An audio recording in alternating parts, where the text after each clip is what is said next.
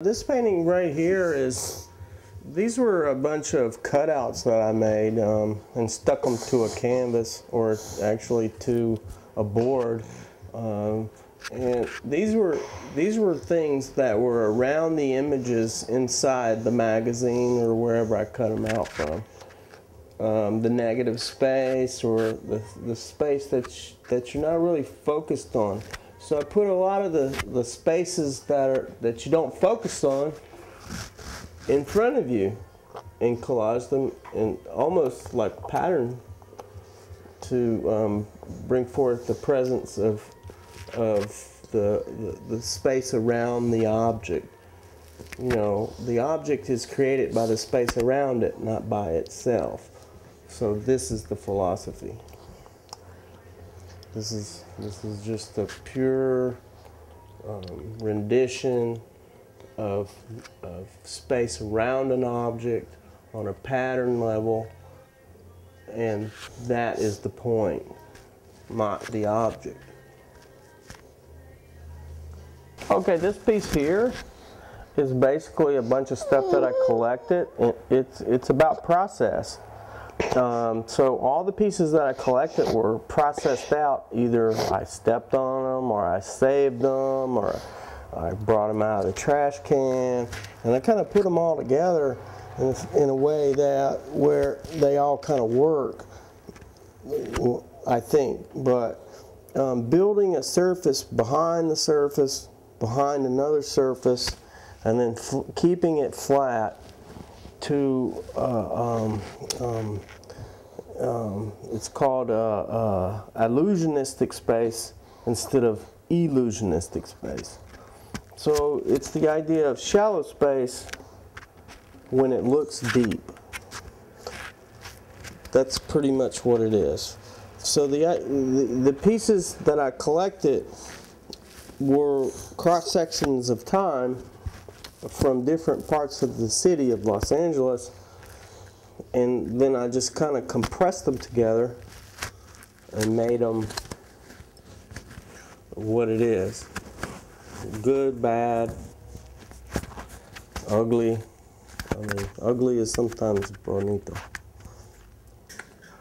This piece here, it's just basically a sculptural painting. It's taking sort of things that I don't need or things that I threw away and composed it. I took the things that I didn't need and composed it into a piece. And the idea is basically I have a string pattern here going on.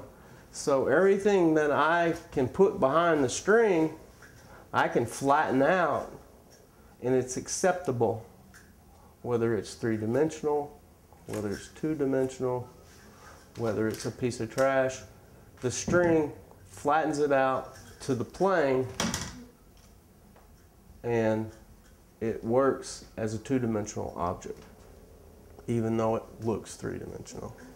It's about illusionistic space, not illusionistic space. Basically, this piece right here is a commission that I achieved through a Toyota.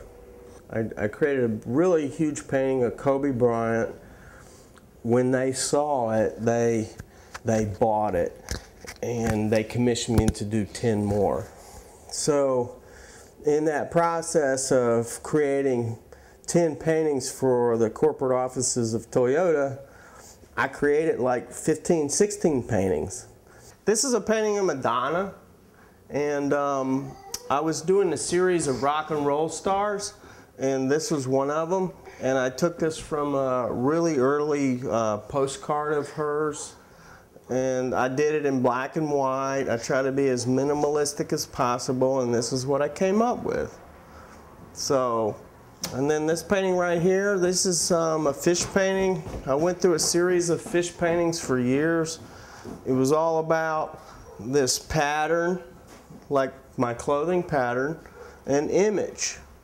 So it's pattern, and then you recognize what the pattern is, and it becomes an image. It's a fish. I mean, this is abstract, but that's what it is. These are some more rock and roll paintings. You know, Jim Morrison. We got Marley here. just trying to test my skills again and trying to create something and from a photograph basically, as opposed to an abstract piece. A couple more paintings what I want to explain to you, and this one's a Jimi Hendrix painting, and it's pretty much just I made a painting from a photograph. So it's an impressionism, you know, it's an impressionistic image that I created on a two-dimensional surface. You know, has a little bit of volume. There's a lot of little painterly techniques and stuff like that. This piece right here, this is a fig leaf. So this is a conception piece of birth. It refers back to Adam and Eve. So the idea is the fig leaf is the fig leaf, a beautiful thing that resurrects this idea of two people being together. This is another relaxed fish idea.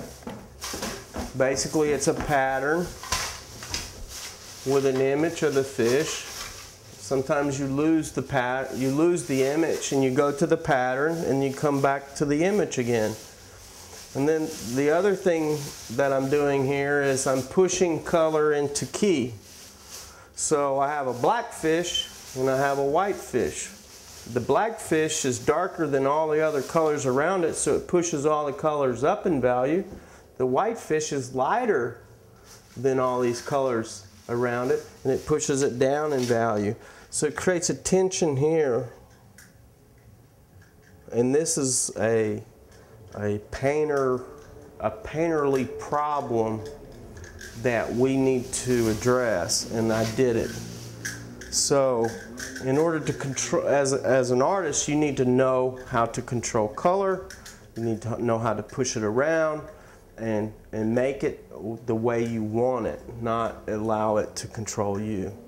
So that's sort of that thing over there. Now, these over here, these are just silkscreen images from some of my drawings. The drawing was actually smaller than this print. This is a 4-color process. This is another 4-color process. And just trying to get into a mode of reproducing an image on a multiple level, so I can do a limited edition and sell each piece from the edition, and then call everybody that bought one piece from the edition to the auction of the original. So increase the value of the original.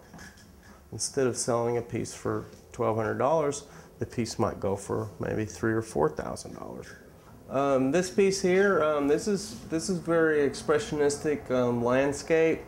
This was painted like in '85, I believe, or '90. This was a place that I used to live on South Normandy in Los Angeles. Basically, I took some pictures of the street when Eddie Murphy was doing a movie, and I painted one of the images that I took. These are all like old-fashioned taxi cabs, the big buildings, and just some trees, real quick and expressionistic. I'm looking for a job today, and the best thing that I know in life is creative processes. So either in painting or set painting or printing, silk screening, abstract expressionistic type styles, I can do that. These are the key elements that will enable me to move forward in my life and create substance, and to send this information that I know to other people that don't have it, and maybe I can share it and it can live longer than me. And what I'd like to do is give you my email, and if you want to send some information to me there and hire me to teach or to create, that would be great. It's ArtCureStudio@yahoo.com. That's ART Cure, my last name, CURE, ArtCureStudio, STUDIO, @ yahoo.com. Thank you very much, and I hope everybody has a great day.